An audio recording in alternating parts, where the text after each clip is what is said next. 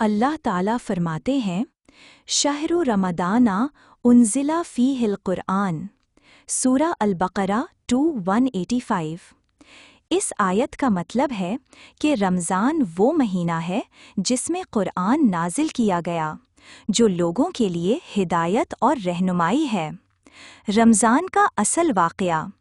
رمضان کی سب سے بڑی خاص بات یہ ہے کہ اسی مہینے میں قرآن پاک کا نزول شروع ہوا۔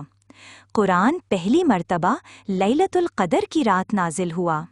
یہ رات 1000 مہینوں سے بہتر ہے۔ سورہ القدر۔ اسی مہینے میں روزہ فرض کیا گیا۔ اللہ نے فرمایا، اے ایمان والوں، تم پر روزہ فرض کیا گیا ہے جیسا تم سے پہلے لوگوں پر فرض کیا گیا تھا، تاکہ تم پرہیزگار بن جاؤ۔ سورہ البقرہ 183۔